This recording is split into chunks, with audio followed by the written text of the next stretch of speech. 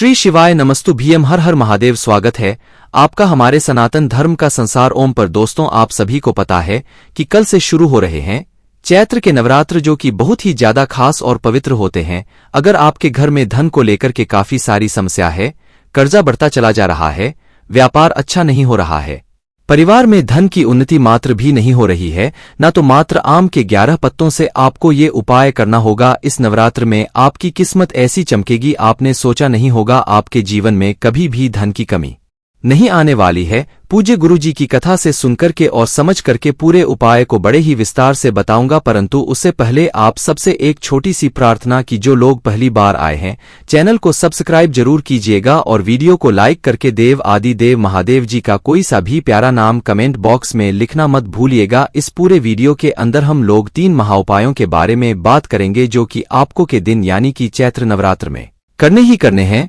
ध्यान से सुनते चले जाना, समझने की कोशिश करना। उससे पहले मैं आपको एक जानकारी और दे देता हूं कि ये जो चैत्र नवरात्रि होते हैं, इनमें आपको जो बोना होता है, कलश की स्थापना करना होता है और इसका फल आपको पूरे परिवार को मिलता है।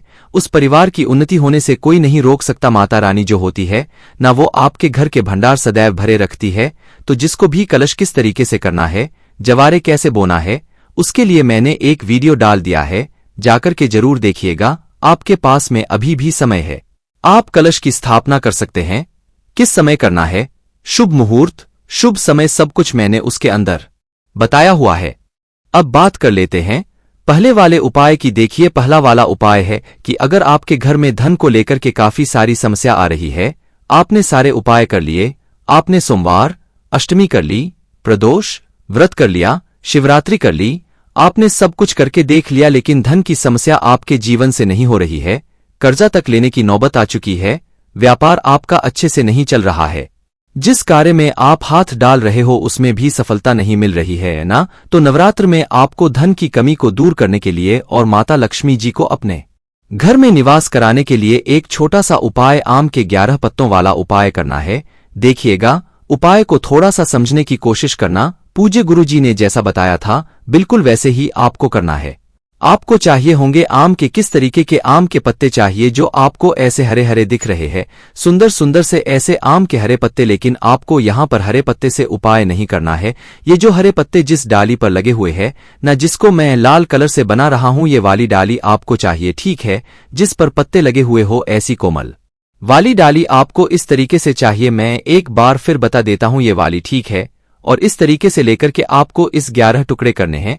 किस तरीके से, छोटे छोटे, 1 2 3 4 5 6 7 8 9 10 और 11, ठीक है। इस तरीके से आपको इसके 11 टुकड़े करने हैं। जिस पर भी आम के हरे पत्ते लगे हुए हों, सूखे नहीं, वो डंडी तोड़ लेना, उसके 11 टुकड़े छोटे छोटे से कर लेना। उसके 11 टुकड़े करने के पश्चात किसी भी सूती धागे से, चाहो तो कलावे से बांध लो या किसी भी सूती धागे से आपको बांधना है। सूत से बांध लेना, कोई दिक्कत नहीं। मेरे पास में यहां पर कोमल लकड़ियों वाला फोटो नहीं था, मैंने ये सूखी वाली लकड़ियों का कर दिया, कोई दिक्कत नहीं है। आपको कोमल लकड़ियों का इस तरीके से गट्ठर बना लेना है। बना लोगे तो पहला काम तो आपको ये करना है। दूसरे नंबर पर आपको चाहिए होगा थोड़ा सा शहद, है ना, थोड़ा सा शहद आपको चाहिए और 1 लोटा शुद्ध जल अपने घर का। इन तीनों चीजों को लेकर के पहुंच जाना बाबा के मंदिर शिवलिंग के पास में। जैसे ही आप यहां पर पहुंचेंगे, उत्तर दिशा नॉर्थ डायरेक्शन की तरफ मुंह करके खड़े हो जाना। अब बहुत भाई बहन पूछते हैं कि भैया किस समय पर जाएं, सुबह जाएं या शाम को जाएं, तब आप इन चैत्र नवरात्र में किसी भी दिन ध्यान से सुनिएगा। पूज्य गुरुजी ने कहा कि 9 दिनों में से किसी भी एक दिन इस उपाय को, अब जब आप चाहें उस दिन आप इस उपाय को कर सकते हैं, लेकिन केवल इन चैत्र नवरात्र में करना ही करना है, ठीक है। जैसे ही आप यहां पर पहुंचे, उत्तर दिशा नॉर्थ डायरेक्शन की तरफ मुंह करके खड़े हो गए। सबसे पहले 1 लोटा शुद्ध जल बाबा की शिवलिंग पर आपको समर्पित करना है। नमः शिवाय, श्री शिवाय नमस्ते पंचाक्षरी मंत्र या शराक्षरी मंत्र का स्मरण करते हुए किनके नाम से, माता जगदम्बा के नाम से, ये चीज ध्यान रखना, माता जगदम्बा के नाम से समर्पित करना। और जो आपने इस तरीके से गट्ठर बनाया है ना, इस गट्ठर के एक हिस्से को चाहो तो आप इधर का, चाहो आप उधर का, ठीक है ना, किसी भी एक हिस्से को आपको शहद के अंदर डुबोना है। ये चीज ध्यान रखना, जो आपने 11 कोमल डालियां ली है ना, उसके एक हिस्से को आपको शहद में डुबोना है और इसे उठा करके आपको अपना नाम और गोत्र बोल करके अपने धन की कामना करके माता अशोक सुंदरी पर समर्पित करना है, लेकिन समर्पित करने का भी एक नियम है। जिधर आपने शहद लगाया है ध्यान रखना, जैसे कि मैं यहां पर ये डंडिया रख देता हूं और जिधर आपने शहद लगाया है ना, शहद वाला हिस्सा जो होगा वो शिवलिंग की तरफ में होगा। आपको येलो येलो कलर से कुछ नजर आ रहा होगा, शहद वाला हिस्सा शिवलिंग की तरफ में रखना। अपनी कामना गोत्र बोल करके वापस घर के तरफ चले आ जाना। नवरात्रि का ये वाला जो उपाय है ना, आपको अगले जो भी नवरात्रि आए, चाहे गुप्त नवरात्र चाहे जो आए, तब तक आपके धन में कितनी वृद्धि होती है बताइएगा। जरूर पूज्य गुरु जी का बहुत अद्भुत और उपाय है, जरूर कीजिएगा। अब बात कर लेते हैं दूसरे वाले उपाय की। देखिए दूसरा वाला उपाय जो है ना, ये तो आपको इन नवरात्रों में करना ही करना है। मैंने आपको पहले भी बता दिया था और फिर से वापस बता रहा हूं ताकि चूक ना जाए इस वाले उपाय को। अगर आपकी कोई मनोकामना है, कोई हृदय की बात है, कोई इच्छा है जो आपकी पूरी नहीं हो रही है, तो इन 9 दिनों में आपकी सारी कामनाएं पूरी होती है। शिवलिंग पर आपको ये उपाय करना है। ध्यान से सुनना, समझने की कोशिश करना। मैं इसलिए बता रहा हूं वापस से क्योंकि ये वाला उपाय आपको पहले दिन से आपको करना है।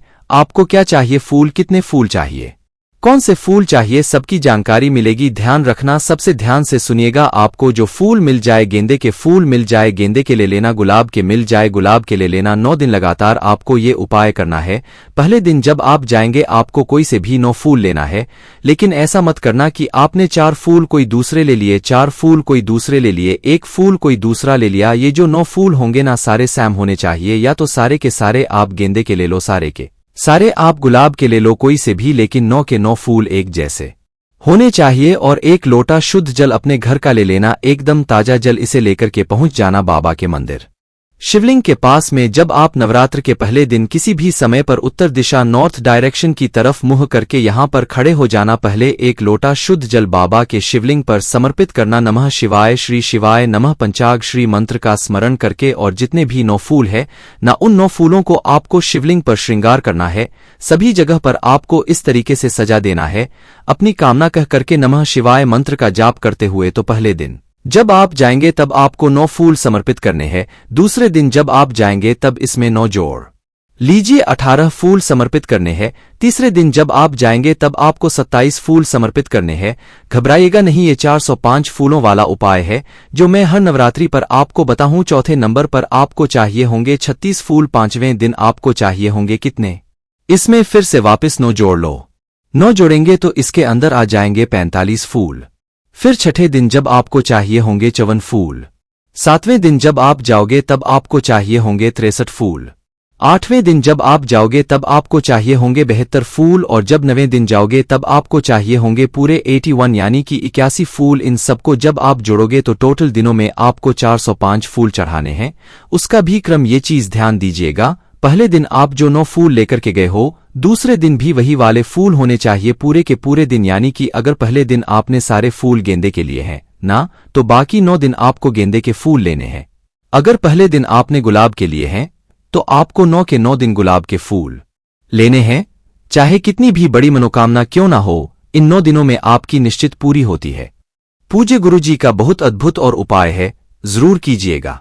बात कर लेते तीसरे वाले उपाय की। अगर आपके जीवन से दुख खत्म होने का नाम नहीं ले रहे हैं, एक के बाद एक कष्ट आता चला जा रहा है, एक के बाद एक परेशानी आती चली जा रही है, आपके कार्यों में बाधा आ रखी है, कोई कार्य है आपके अटके हुए है, ठीक है ना, तो अपने समस्त कार्यों की कार्य सिद्धि के लिए, जीवन के सारे दुख कष्ट परेशानियों को खत्म करने के लिए ना, इन नवरात्र के दिनों में एक काम जरूर कीजिएगा। आपको नवरात्रि के पूरे 9 दिनों में से किसी भी दिन 9 कन्याओं को सात्विक भोजन करवाना है अपने घर पर बुला करके, ठीक है। और जब आप इन्हें भोजन कराएंगे तो भोजन के पश्चात जो आप दक्षिणा देते हैं ना, आप लाल रंग की कोई सी भी वस्तु चाहो तो आप लाल रंग की माता की चुनरी दे दो या फिर लाल रंग की पेंसिल दे दो। अगर बच्चे छोटे हैं तो उन्हें लाल रंग का बैग दे दो, लाल रंग की बिंदी दे दो, कुछ भी चीज दो दक्षिणा के तौर पर, लेकिन लाल रंग की चीज उन 9 कन्याओं को देना भी आप उनको दान में दोगे। अपने मन में अपने कष्टों को दूर करने की कामना माता रानी से कह करके उन्हें दान में कर देना। इन 9 दिनों में से किसी भी एक दिन किया गया ये वाला जो उपाय है ना, आपके जीवन के सारे कष्ट खत्म कर देता है। पूज्य गुरु जी के ये सभी उपाय बहुत ही ज्यादा खास और अद्भुत है, जरूर कीजिएगा। बाकी दोस्तों, इस उपाय करने में अगर आपको कोई भी दिक्कत समस्या आती है तो कमेंट करके पूछ सकते हैं। श्री शिवाय नमस्तु भीम, हर हर महादेव।